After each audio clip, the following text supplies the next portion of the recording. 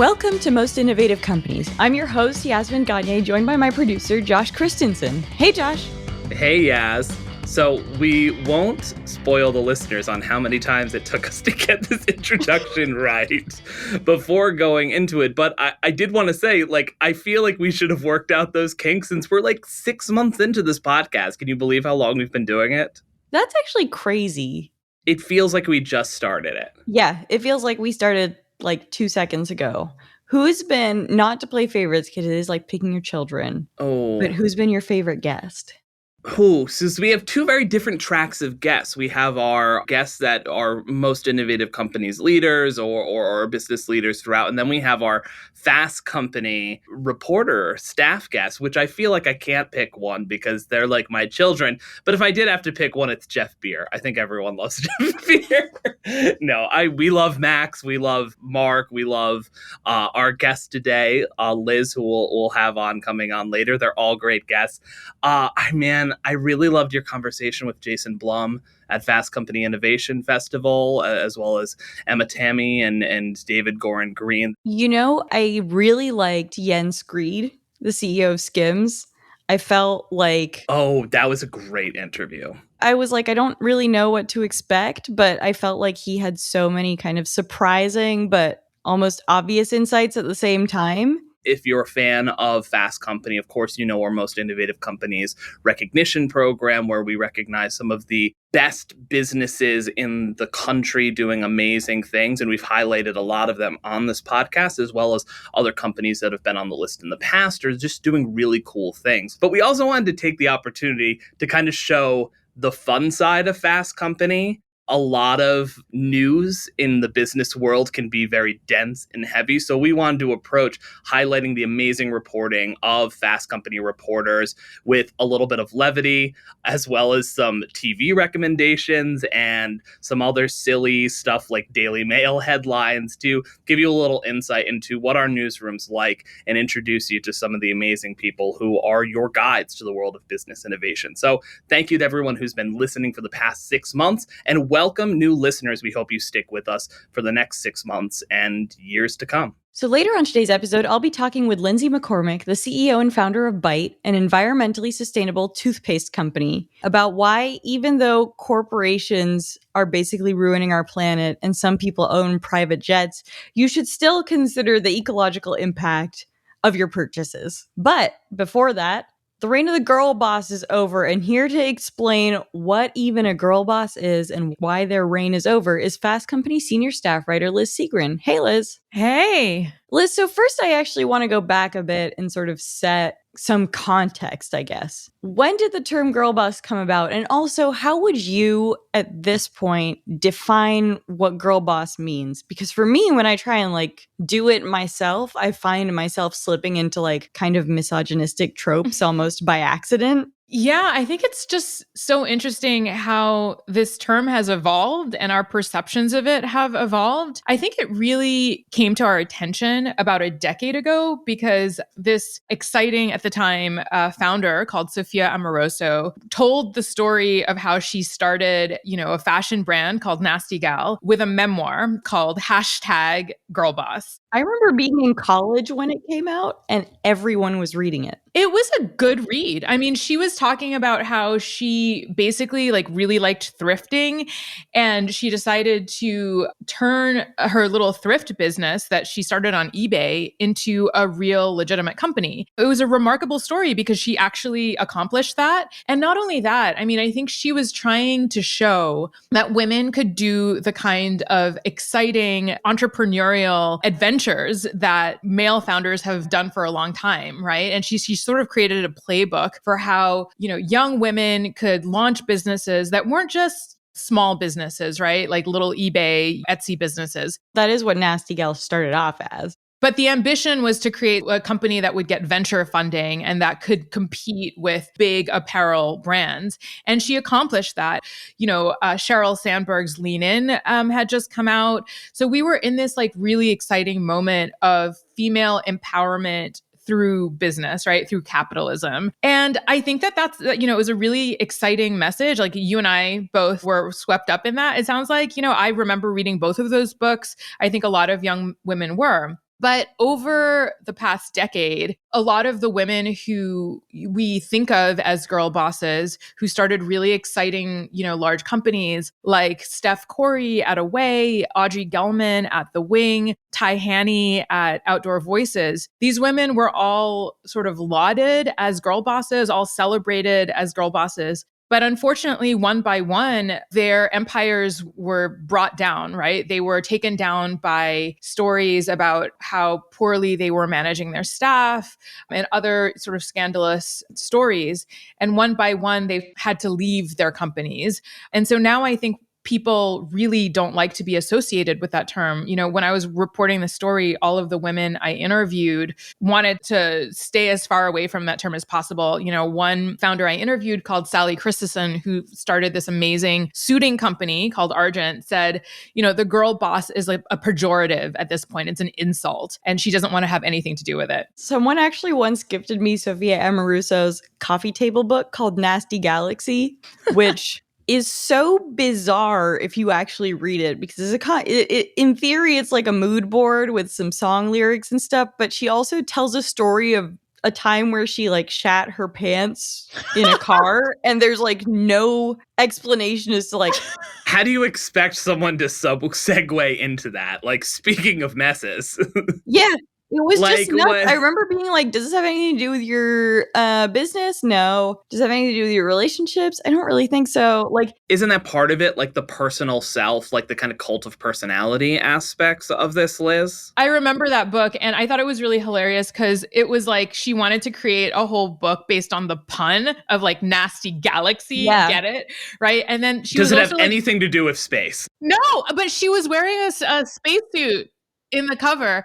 And I got to tell you that my eyes glazed over once I started reading the book. But it was on my coffee table for like, I don't know, a good 3 months. What made these girl bosses so compelling, right, was that they knew how to create kind of a cult of personality around themselves.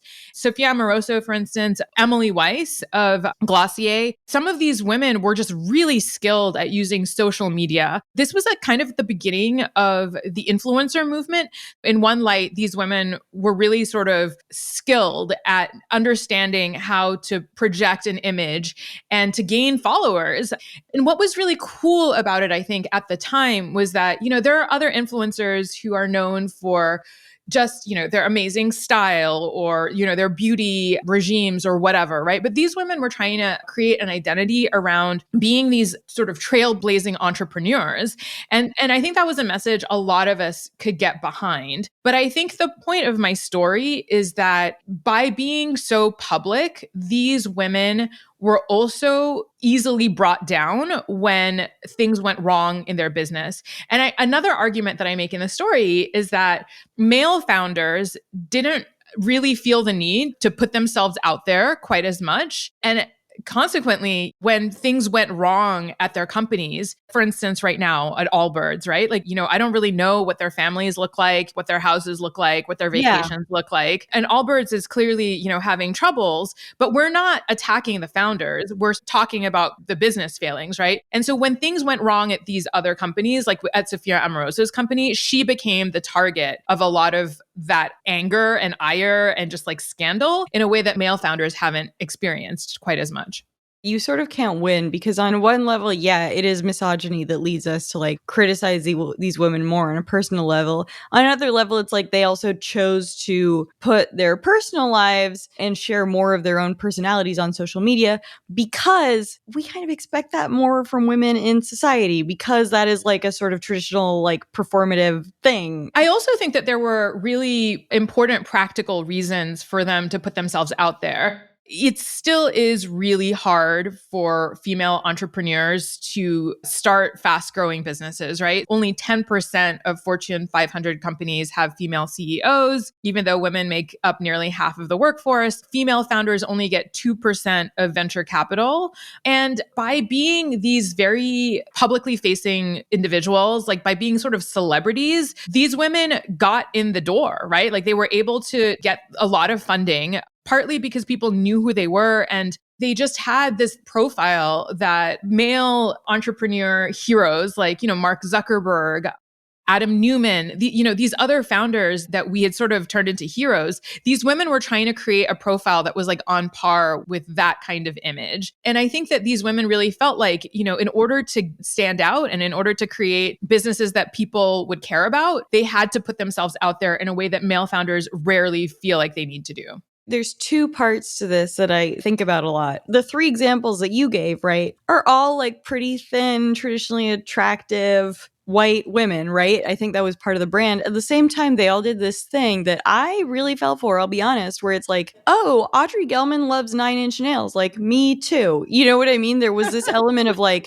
oh, like I could be their friend. And I remember getting lunch with a friend who was a member at the Wing. This was like when it first started, when it was really hot. And I was like, how many women in there think that they are or could be personal friends with her? Like, that was so integral to its branding, which I think was smart, but also you saw the downside of it. Totally. And I mean, the same is true for like Emily Weiss, Glossier, Ty Haney. I mean, that was part of their sell, not just to VCs and not just to the business world, but also to consumers. And there's a reason that we buy product from influencers, right? And the product that they were selling were their own businesses. And I think a lot of us felt like we connected with the brand in some way because we admired the founder. We liked the founder's style. We thought that if we stepped into a Wing location, that we would be able to inhabit the world that these like aspirational founders had created. I remember meetings there, and it would be like,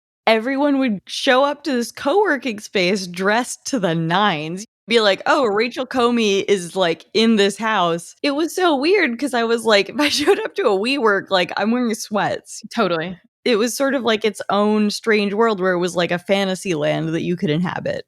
Part of what inspired me to write this story is that there's this new book out about Emily Weiss. It's called Glossy, and it's about the rise of her company Glossier, and as well as like a deep insight into sort of Emily Weiss's world. And it's not all that flattering. It's not all that flattering, but it's also like not that crazy a story. I don't know if that makes sense, but I was like, oh yeah, she like built a business, like a consumer goods business, It's so interesting. And she does make the point that the women who were able to become girl bosses were very photogenic, right? These were like thin women, white women.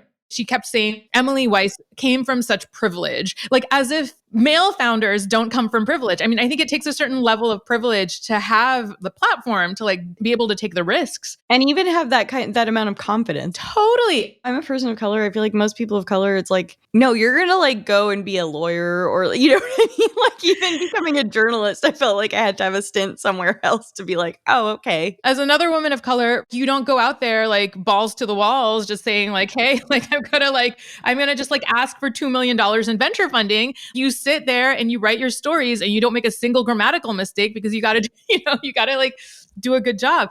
But I also think that there is misogyny here because I think that male founders don't feel the need to put themselves out there in a personal way quite as much because it's easier for them to start these businesses and get the funding that they need. But secondly, the minute that that we could smell the slightest hint of a problem at these companies. Yeah, it was like Schadenfreude. Totally. Consumers were just like, well, like, I guess they're not that perfect, right? And they have such nice wardrobes, right? And they have like such nice outfits, like, but you see they also like have problems, right? And I don't know, it was like a weird situation. Because we had parasocial, like fake personal relationship with them. It would be like if your friend did something bad. And it's like they were never your friend. Let's be clear. Like their lives are so different from yours. People didn't sort of like get that. And I think like, so some of the problems that we saw at all of these companies, we saw at male founded companies too. Everybody remembers the big Away takedown right before the pandemic where, Steph Corey, the co-founder, was accused of creating a toxic work environment. Yael Flalo, who is the founder of Reformation, and Audrey Gelman were accused of enabling racism at the company, especially during the Black Lives Matter movement when people were thinking a lot about these issues. It's not like male founded companies did not all have the same problems. But I think consumers just felt they were particularly disappointed in these women because, there were real problems happening at these companies, right? These are serious issues that we're talking about. But I think that we also need to acknowledge that there is some misogyny just more broadly in the way that we want female founders to have a public profile and that we also love to take them down. I think the other thing is, like, when you think about the reasons why some of these businesses suffered, they're actually all quite different, but we still lump these women in the same place. Outdoor Voices seems to have been poorly managed on the business side. And honestly, they had a model that, like, as soon as other companies could copy their styles, it was sort of unclear how they were going to get better. Away had like a abusive work environment. I would argue like men do that all the time and do not get that level of like slacks leaked everywhere. The Wing, I think, donated a lot of money to Black Lives Matter movement while laying off all their staff and not giving them compensation. Reformation, I think Yala Flalo didn't want to include plus size models or women of color or something like that. There was an issue with their models. And when you think about all those issues, you're like, these are very different. Right. But we still think of these women in the same bucket, which is so strange to me. That's true. I mean, we just see them as all female founders. So I think in the same way that it was easy to take down individual founders because they had a kind of a public profile, it was easy for us to take down these women because they were in the category of woman. Reading the Glossier book, especially, one thing that I felt the book did some justice to, these women were incredible brand builders. Say what you want, but like, my God, building that brand, building that showroom, the loyalty, like I interviewed some people from Glossier like during our innovation festival. I was like, I don't know who's going to show up actually. I'm not totally sure who the Glossier customer is as an aging millennial. And it was packed. It was packed. And people had questions. People were so excited to be there. And I was like, oh, say what you want, but that is a testament to the power of the brand. And I think you could say that about a few of these businesses. I mean, Away did this amazing thing, which is that they took this super boring commodity product, right? Which is the suitcase, and they turned it into this cool item. When you saw somebody with an Away suitcase at the airport, you would be like, oh, like that's an Away suitcase. And True. Nobody does that with Samsonite or like American Tourister, right? Like, I mean, so they created a cool product and a brand around something that was super boring. I really want a Samsonite to become like the new Birkin bag. Oh my God. Yeah. I'm sorry. I got to check in the back to see if we have any more Samsonites. Right?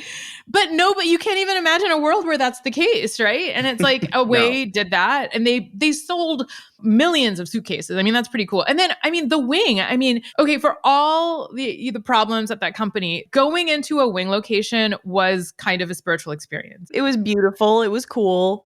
It was also a safe space for women, right? Well, I think the weird thing about the Wing, and I do think that one thing I will say about Away and Glossier is like incredible brand building, terrible financials. For real. Yeah, for sure. Like that was the real issue behind it. The Wing was so interesting to me because and I say this, like, I totally agree with you. Like visiting the Wing early on was like kind of exciting. At the same time, it was like sort of marketed itself as like a bit of an activist thing and also an expensive co-working space, which like now I'm like, what were we thinking? Like, I totally agree with you. And yeah, it was very exclusionary. I mean, that was like part of the whole thing that kind of brought them down, right? I mean, it was exclusionary to people of color, with people who didn't have as much money. It was expensive. But I do think that there was some value in having a place where women could network with one another. There was a safe space where women could talk to each other, like in the bathroom, and like maybe, come up with new business ideas or find people that you'd want to work with. I mean, I think that was like fundamentally like not a terrible notion. Maybe the execution wasn't that great. Maybe it was too focused on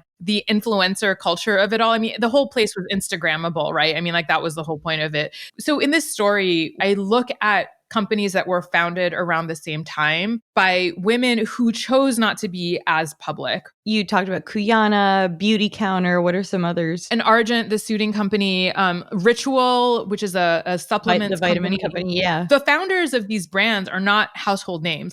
And so I was just really interested to see, what happened at these companies, right? Did not having a publicly facing CEO harm them? The women in each of these cases said that they kind of wish that they had put themselves out there a little bit more because it was much harder for them to get funding. And they really feel like the cult of personality helped these brands grow faster. The reason that they weren't able to put themselves out there quite as much was because they just didn't happen to be quite as skilled playing the social media game. And actually, when you look at these founders, right, like a lot of them are actually women of color, which I wonder if that plays into it as well. Like the world was just not as excited about seeing a brown founder play the role of influencer starting a company. It didn't like jive with people's idea of what a successful CEO should be. But at the same time, they also said that their companies were less easily brought down because if there were ever any problems, the media just wasn't as interested in taking down a company where like we just didn't really know the main character that well. Yeah, so I think about Kuyana, for example, which had some struggles during the pandemic, as many businesses did, and arguably is like also a consumer goods company that got quite a bit of funding. But it's like, that's actually not a very interesting story. Yeah, it's kind of a boring story when you don't have a single person to sort of throw your arrows at. People sort of took pleasure in seeing these women who seem to like have these completely perfect lives, like, and tearing them down. And we just didn't feel like we needed to do that with these other brands that were also having a tough time. And as a result, I think, the brands that I profile in this story, they've survived these like difficult periods, right? And they're all continuing to chug along and they're still here. And importantly, the founders are still running these companies. And part of me just feels really sad that the first generation of girl bosses, many of them are not running the companies that they came up with. They were their brainchild. It sounds like it's kind of a damned if you do, damned if you don't situation going back to then. Like this was an avenue, the sort of, and, we can kind of like set aside this sort of like linguistic, it's kind of an infantilizing term, girl boss and whatever, for whatever that is, like that's a syntax issue. But the reality is that this was a pathway for financial success for the companies that these women founded. But at the same time, it set them up for falls by being incredibly public and being at the tip of the spear of the basic misogyny that's built into how our business world functions. What's really sad about it is that we don't really have a model now for the next generation of would-be entrepreneurs. When I was in grad school and Yaz was in college, because we're I'm a little bit older than you, Yaz. When we were reading those books, right? Like, there was this idea that like any woman, who had a great idea and like a smart business plan could be the next big founder, right? There was that idea. And because all these girl bosses have been taken down one at a time, we don't really have like a sense of, okay, what is it going to look like if I'm an entrepreneurial person and I want to start a business? We don't have that playbook anymore. There's a lot of speculation that Emily Weiss might be starting a motherhood-related business, and Steph Curry is already quite possibly starting a motherhood-related business. I'm curious, I guess, why you think that is, whether it's just a continuation of their personal brand now that they're older. How do you see that fitting into this whole story? Oh my gosh, I have so many thoughts. What is interesting is that like the first generation of influencers were fashion influencers, right? A few years ago, a lot of those influencers started having children.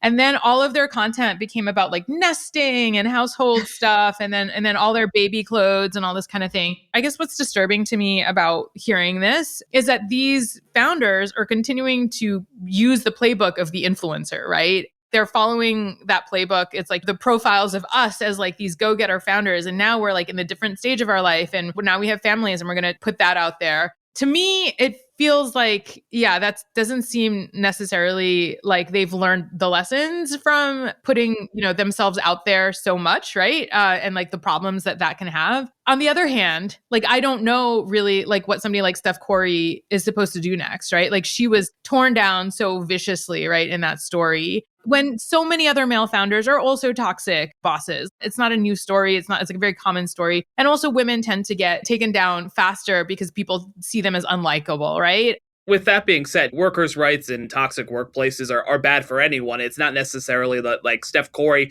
may or may not have deserved the criticisms for what she did, but the fact Totally. that there are so many other male founders who get a pass for that for so long. Yeah, I think that these are very serious issues. I think that the only difference is that like male founders can often start new businesses when they're taken down from their old ones. It's been a lot harder for these female founders. It's damned if you do, damned if you don't. We're going to take a quick break, followed by my interview with Byte CEO and female founder, Lindsay McCormick.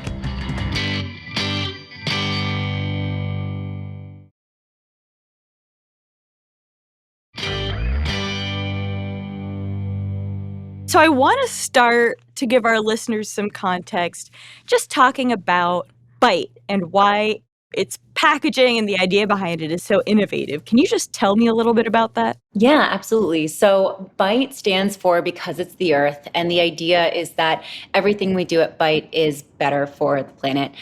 I started Byte in my living room in 2018, and our first product was our toothpaste tablets, which are meant to replace plastic toothpaste tubes. And since then, we've created an entire line of plastic-free personal care aimed at getting rid of plastic from our daily routines. I could make a choice to take all of plastic out of my entire routine, right?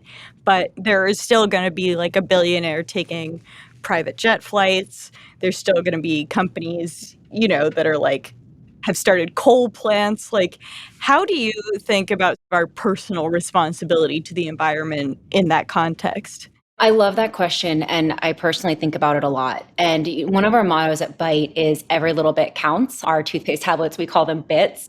And I know as someone who literally started this company with $6,000 savings in my living room, pressing out tablets, to now having a full team having our product made across the US, I can say that our daily habits really do add up. And my company is a testament to that, to the fact we're a certified B Corp and we're really doing what we can to solve the problems, and we wouldn't exist without people supporting us. So as much as it is there are things that we absolutely cannot control. We cannot control if someone's using a private jet or what corporations are doing in terms of massive waste like fast fashion. If there are things that we can do on a daily basis, they truly are making a difference. And I believe the survival, existence, and growth of my company is a testament to that.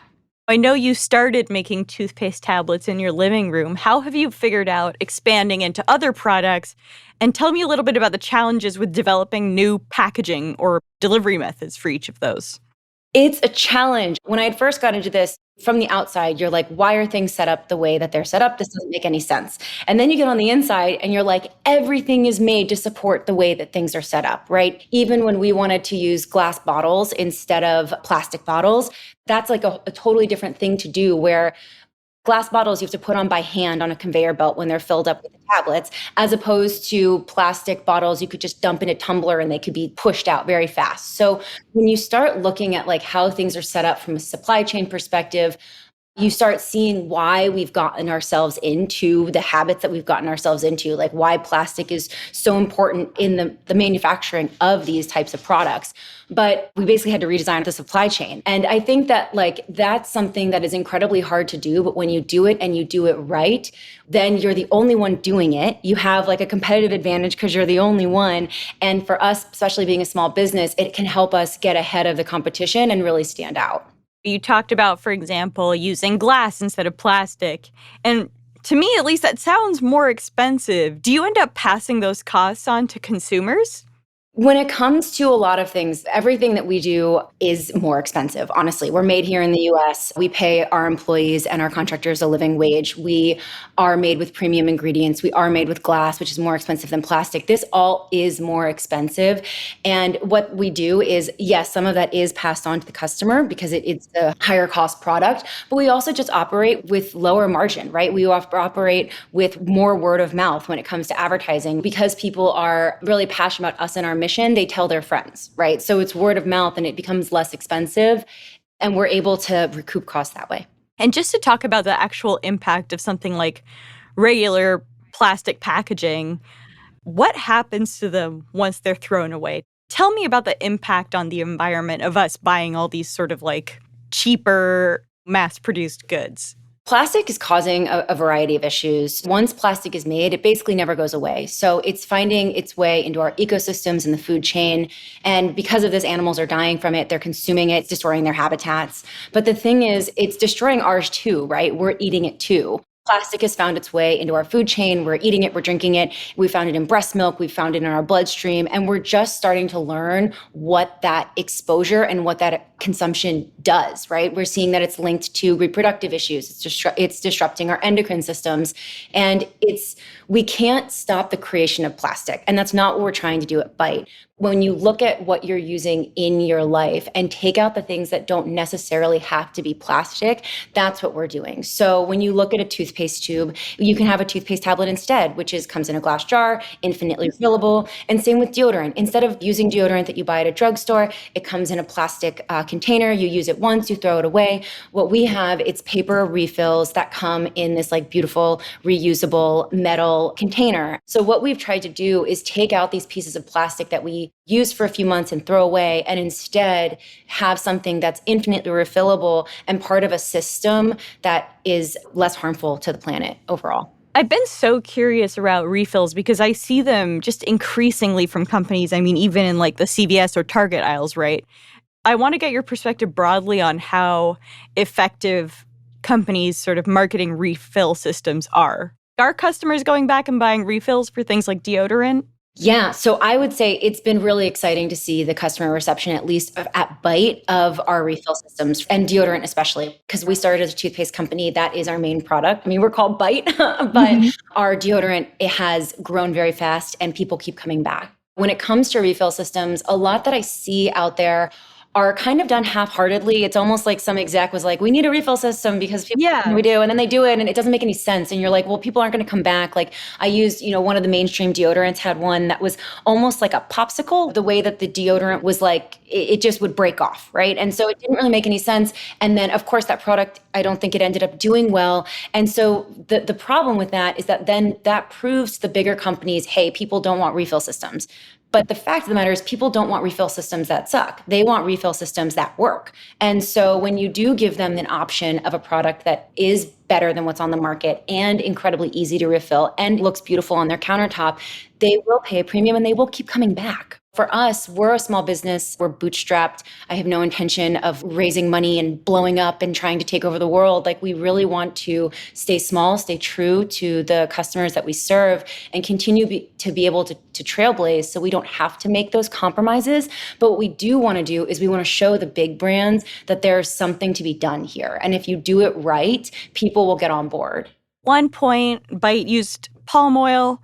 That's no longer the case. You've evolved. How did you solve that problem, or what lessons did you learn from that experience? I'm still very heavily involved in the creation of all of our products. And when we were using palm oil at the very beginning of Bite, it was because I had done research at the very beginning and I had found eco-certified palm oil. And from what I had gathered, it was okay to use, right? And so we had that in our original formulated tablets back in 2017 and 2018.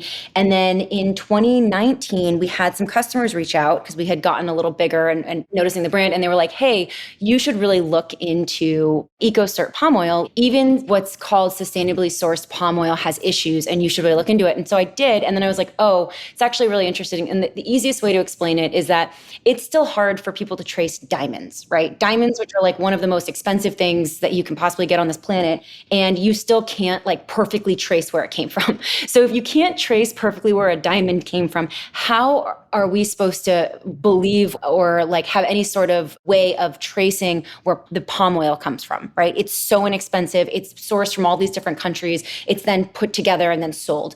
And what I realized was that there was no way to get truly sustainably sourced palm oil. And I'm going to say that with a caveat because there's one brand that I actually really look up to, Dr. Bronner's, and they actually have their own palm oil farms. So they are there, they're on the ground, and they're making sure. I would love to be able to do that one day. We're too small for that. But so then the way that we were doing it is just fine. We're not going to support palm oil. And so we reformulated, we got palm oil out of it was in our surfactant, which is our foaming agent. We used a different one, and we have used that ever since. And those are the types of things that I think when you create a brand and you create a product that is for a specific type of person, right? Someone who cares about the planet, just like me, then you're going to get people who are really well researched on it, who will then give you feedback.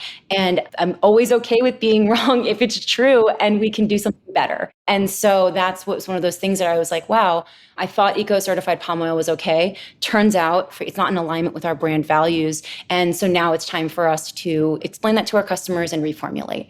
That makes total sense. What was customer reaction, once you sort of explained it and took it out? They were so happy. And I do believe that we're still the only palm oil-free tablet on the market. And I know that because it's so hard to do, dealing with that particular surfactant and dealing with all of the other things that go into a tablet.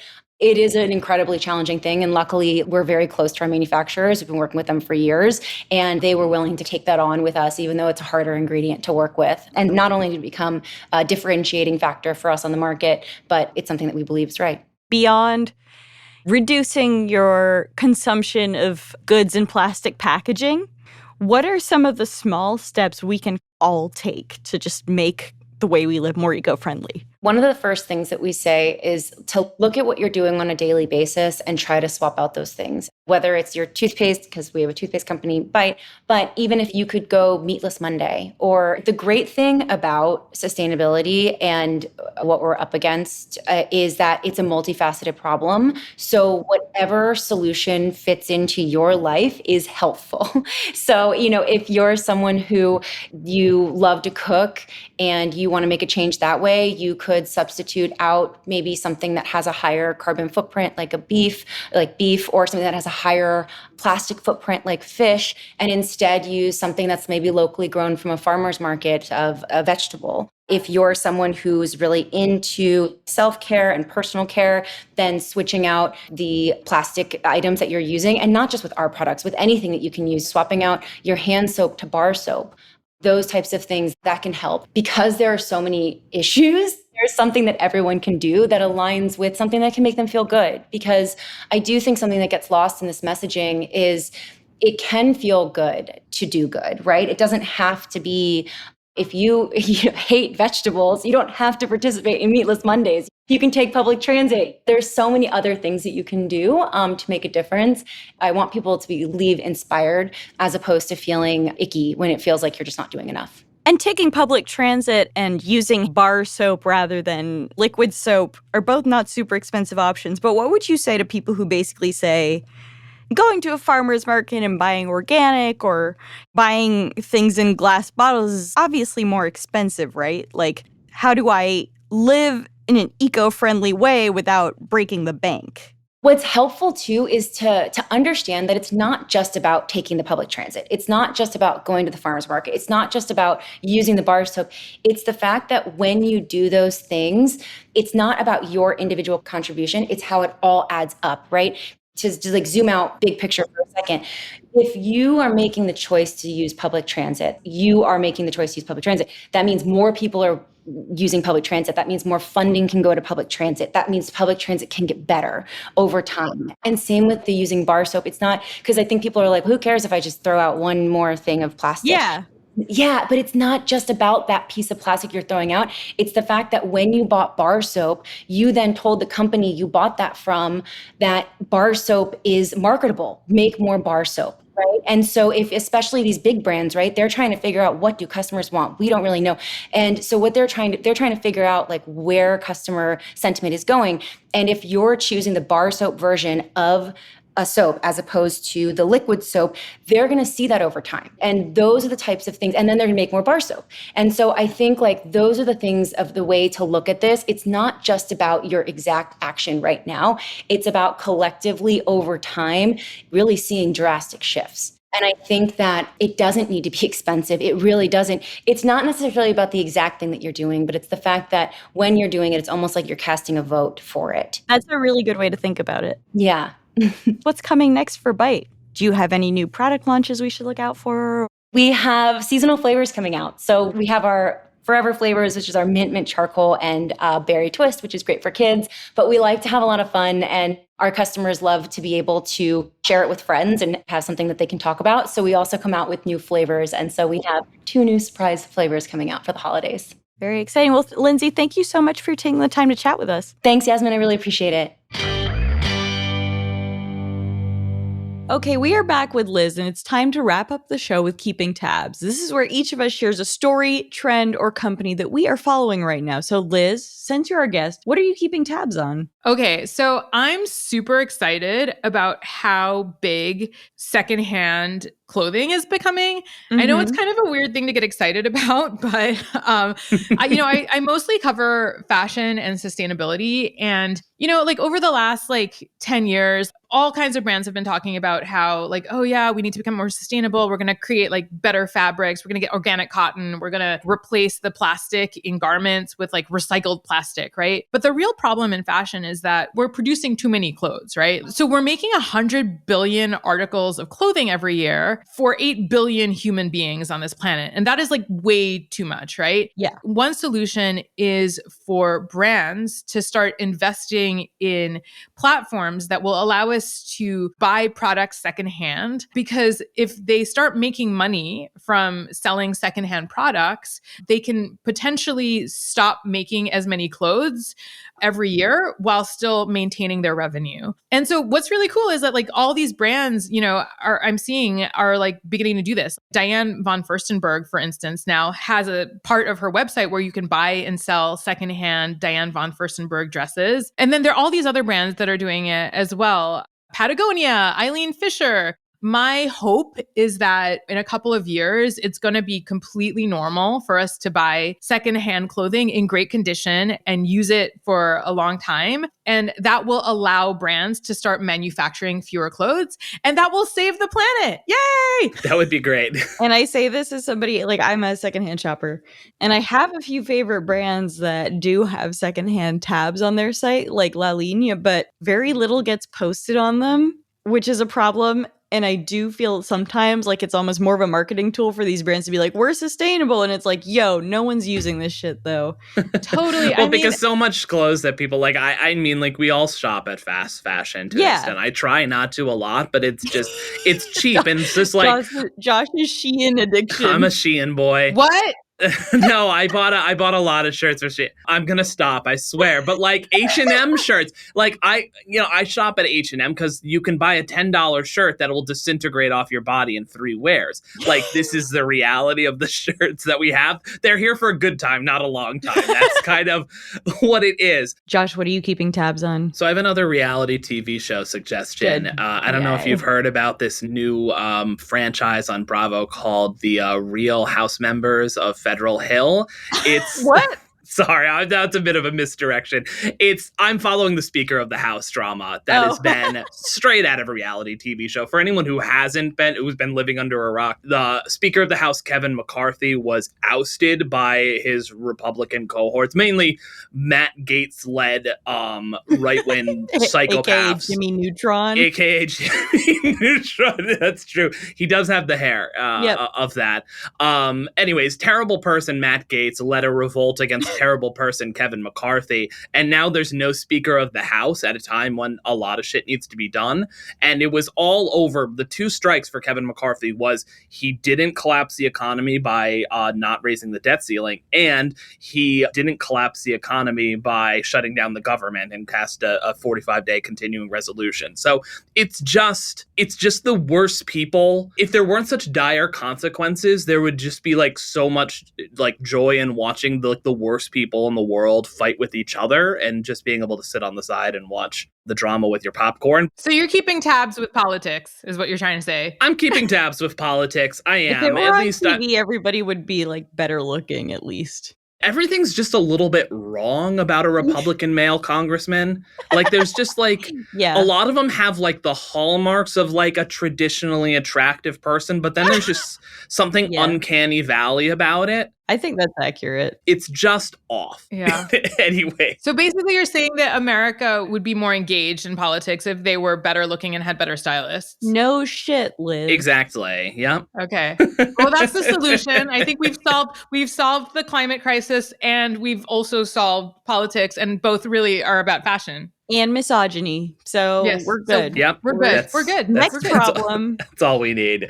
Yaz, what are you keeping tabs on? So I have two. I'm going to begin with the first one. It's a Daily Mail headline. And I just every wanted time. to read it. I wanted to read it for the pun. Yellow stain. Kevin Costner appears to have an unfortunate spill over lunch as he sports wet patch on trousers, leaving Western-themed restaurant. I will leave that there. That's the reporting we need. That's boots on the ground, baby. That's really service journalism at its finest.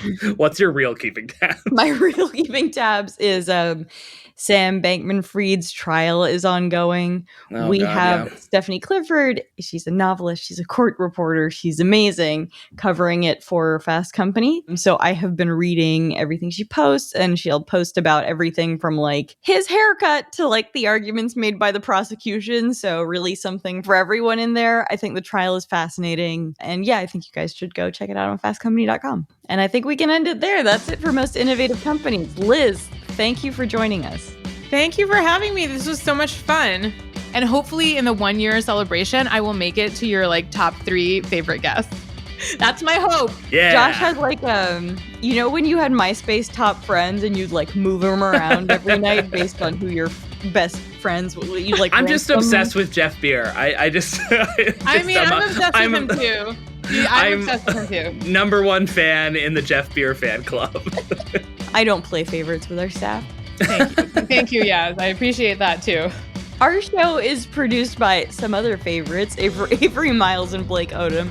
Mix and sound designed by Nicholas Torres, and our executive producer is Josh Christensen. Remember again to subscribe, rate, and review, and we'll see you next week.